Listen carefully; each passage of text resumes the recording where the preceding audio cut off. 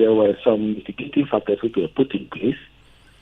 First, there was the additional duty hours allowance to improve the salaries of health professionals, including doctors. And later on, in the early, I think around 2006, 2007, the management of the additional duty hours was become a very big cumbersome because the productivity was not matching the allowances which were being paid as additional duty hours. So the government decided to take health professionals out of the Ghana Universal Salary Structure, what you call GUS, and then consolidate allowances and salaries as a composite salary structure for health professionals. There was health service salary structure, HSS. There was HSS 1 for doctors and also the management staff of the Ministry of Health.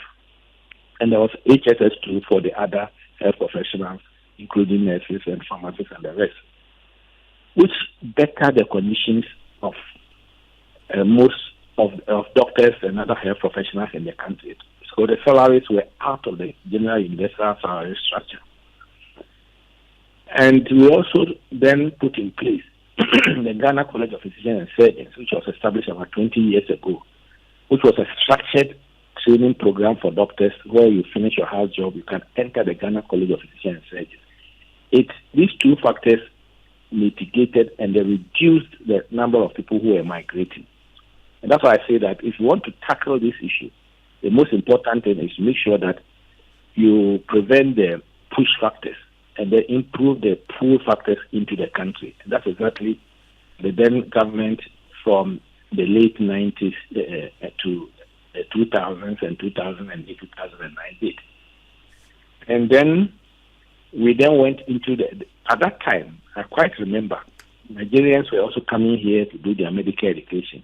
And I can tell you that most of the Nigerians who studied here remained here because the salary then was better compared to what they were receiving in their country. So nobody moves to a place where there's a lower salary or there's no postgraduate opportunities. And some of them also did the Ghana College and they are now specialists working still in this country.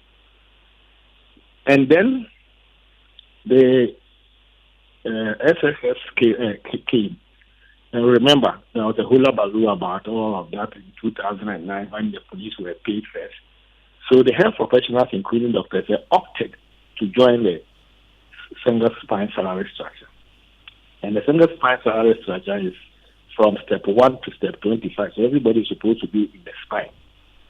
And then it became very difficult how to treat the extra additional duty allowance which has been consolidated in the health service salary structure into the single spine.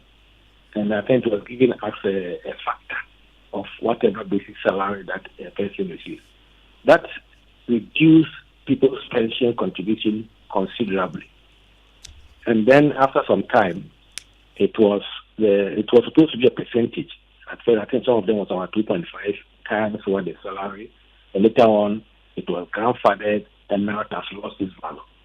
And then secondly, the foreign exchange also was also a factor at that time. Remember that around that time, before the Ghana cedis to US dollars was about 1.4 or 1 to 1. So if you convert that time the salaries into dollars, it was very reasonable.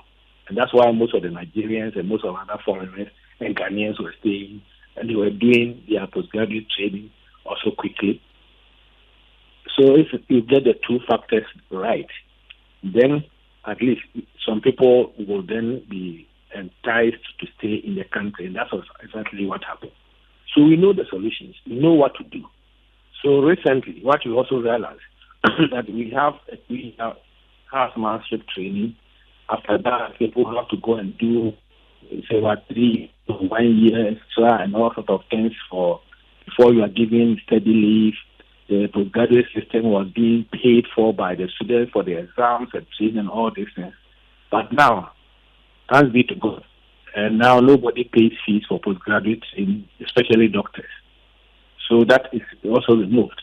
And we are now streamlining the postgraduate system from this academic year, I think from September this year, to make sure that all the cumbersome and all the other things which were in place for people to enter the Ghana Postgraduate College has been removed, so that you can go straight after your primaries to do your postgraduate system. And you are 1 year post 2-year housemanship training or not. And if you streamline all these things, I'm also thinking of adding more training sites so that I can take a lot of people. And then we decentralize for this system, at least the career progression is then taken care of. And then once the economy then boosts up again of the CD dollar ratio, conversion factor is also contained, then it means whatever money you get here, at least it will be a bit comparable, like in the early 2000s. So this is, to me, the two important ways that we have to do to mitigate the wage that we are now all discussing. In addition to other factors like people should be paid for work done.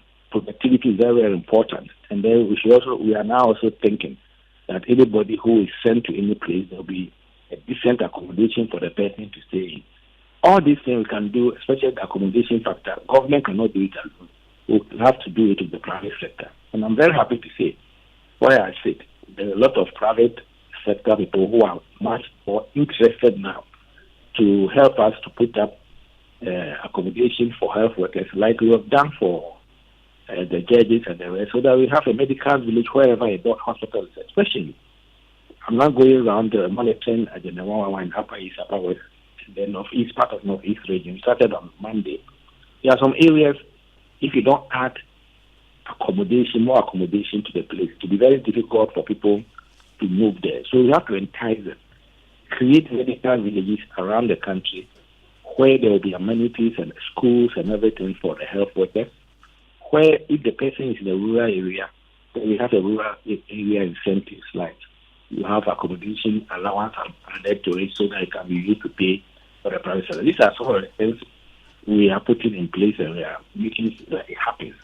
In addition to promotions, in addition to also giving extra incentives for those who are in the rural communities and hard to reach areas, and also underserved disciplines. Right. If you do all these things, what happened during the early 2000s and then the late 1994 are all put in place. 1990s are put in place. Then